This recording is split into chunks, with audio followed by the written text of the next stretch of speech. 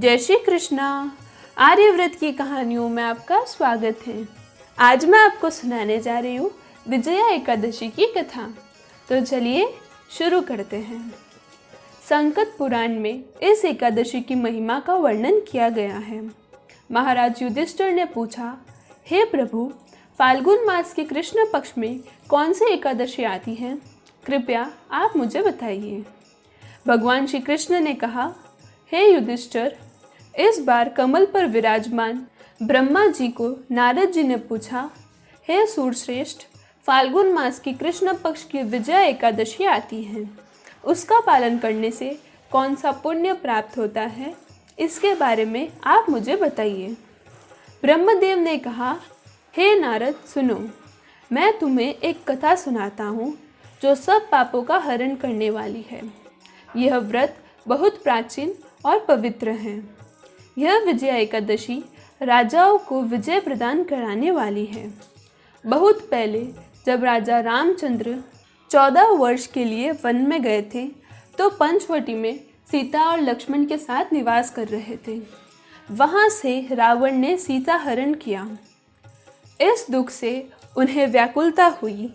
सीता जी की तलाश में वन वन भटकते हुए उन्हें बटाऊ मिला जो मरणासन था। उसके पश्चात उन्होंने वन में कंबंध राक्षस का वध किया। सुग्रीव से मित्रता करके श्री रामचंद्र जी ने वानर सेना को संगठित किया। हनुमान जी श्री रामचंद्र जी की मुद्रा लेकर लंका गए और सीता जी की तलाश करके लौट आए। वहां से लौटते ही लंका कथन के पश्चात सुग्रीव से अनुमति लेकर श्री रामचंद्र जी ने लंका जाना निश्चित किया। सागर तीर आने पर वे लक्ष्मण से कहने लगे, हे सुमित्रा नंदन, इस अगाध सागर में उनके भयानक जीवांतु है। इस सुगमता से कैसे पार करें? कौन सा भी उपाय सूझ नहीं रहा है। लक्ष्मण ने कहा, महाराज, आप ही आदि देव हैं और पुराण पुरुष पुरुषोत्तम हैं। आपसे कुछ भी छिपाना असंभव है। इस द्वीपंत में प्राचीन काल में बगदाल में मुनि रहते थे। पास में ही उनका आश्रम है। हे रघुनंदन, उन्हें इस समस्या का समाधान पूछते हैं। लक्ष्मण के कथानुसार प्रभु रामचंद्र जी मुनिवर्य बगदालव्य के पास मिलने उनके आश्रम गए, उन्हें सादर प्रणाम किया। तब मुनिवर ने पहचाना कि यही पुरुषोत्तम श्री राम हैं। अत्यंत आनंद पूर्वक उन्होंने पूछा, श्री राम, आपका आगमन किस हेतु हुआ? श्री रामचंद्र जी ने कहा, हे मुनिवर, रावण का संहार करने मैं यहाँ आया हूँ। कृपा करके यह सागर पार करने का कोई उपाय बताइए।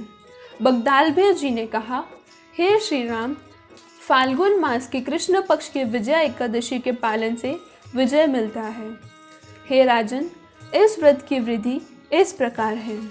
10वें दिन सोने, चांदी, पीपल, तांबा अथवा मिट्टी के लिए कलश की स्थापना करें। उसमें पानी भरकर पत्ते डालें। उस पर भगवान नारायण के सुवर्ण में विग्रह की स्थापना करें। एकादशी के दिन प्रातःकाल उठकर स्नान करें। उसके बाद पुष्पमाला, चंदन, सुपारी, नारियल अर्पण करके उस कलश की पूजा करनी चाहिए। दिन भर कलश के सामने बैठकर कथा करनी चाहिए। साथ ही जागरण भी करना चाहिए। घी का दीपक जलाने से व्रत की अखंड सिद्धि प्राप्त होती है। उसके पश्चात द्वादशी के दिन नदी या तालाब के किनारे उस कलश की विधिवत पूजा करके वो कलश ब्राह्मण को दान करना चाहिए। महाराज, कलश के साथ और भी बड़े बड़े दान करने चाहिए। श्री राम, आप इस व्रत का पालन कीजिए, इससे आपको विजय प्राप्त होगी। ब्रह्मा जी कहने लगे, हे नारद, मुनिवर के कहे अनुसार प्रभु श्री रामचंद्र जी ने विजया एकादशी का व्रत किया। उस व्रत के प्रभाव से श्री रामचंद्र जी विजयी हुए।